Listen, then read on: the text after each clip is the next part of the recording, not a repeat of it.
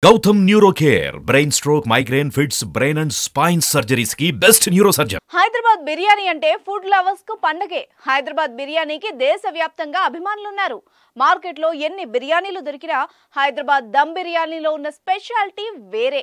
కేవలం నగరవాసులే కాదండోయ్, వివిధ ప్రాంతాల నుంచి పనుల కోసం హైదరాబాద్కు వచ్చారంటే చాలు హైదరాబాద్ బిర్యానీని అస్సలు మిస్ అవ్వరు. హైదరాబాద్ బిర్యానీకి అంత క్రేజ్ ఉంది మరి. కొందరైతే రోజు బిర్యానీ పెట్టినా తింటారు. ఆహార ప్రియులై ఉంటే హైదరాబాద్ బిర్యానీ గురించి తెలియని వాళ్ళు ఉండరు. మాజీ క్రికెటర్ సచిన్ టెండూల్కర్ సైతం హైదరాబాదీ బిర్యానీ ప్రియుడే. ఇక్కడికి వచ్చినప్పుడల్లా బిర్యానీ రుచి చూసే వరకు వెళ్లరు.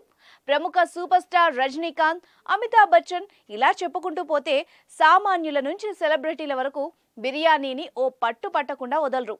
మన బిర్యానీని విదేశాలకు కూడా ఎగుమతి చేస్తారంటే ఎంత క్రేజ్ ఉందో ఊహించండి. అయితే ప్రస్తుతం హైదరాబాద్ బిర్యానీ తినాలంటే ఒకటికి 2 సార్లు ఆలోచించాల్సిన పరిస్థితి వస్తోంది. ఎందుకంటే కొన్ని వరుసగా జరుగుతున్న ఘటనలే ఎందుకు కారణం. ఆ వివరాలేంటో ఒకసారి చూద్దాం. ఓ 2 వ్యక్తులు కలిసి జూబ్లీహిల్స్ పరిధిలోని ఓ ప్రముఖ రెస్టారెంట్లో బిర్యానీ ఆర్డర్ చేశారు. ఇంకేముంది, బిర్యానీ రాగానే నోట్లో నీళ్లూరాయి. మరో మాట మాట్లాడకుండా బిర్యానీ తినే పనిలో పడ్డారు. ఇక్కడే అసలు ట్విస్ట్ మొదలైంది. బిర్యానీ తింటున్న సమయంలో అందులో బొద్దింక ప్రత్యక్షమైంది. అది కూడా సగం తిన్న తర్వాత కనిపించడంతో ఆ వ్యక్తి పరిస్థితి మింగలేక కక్కలేక అన్నట్టుగా మారింది. ఆగ్రహానికి గురైన కస్టమర్లు ఇలాంటి బిర్యానీ పెట్టారేంటని హోటల్ యాజమాన్యాన్ని నిలదీశారు.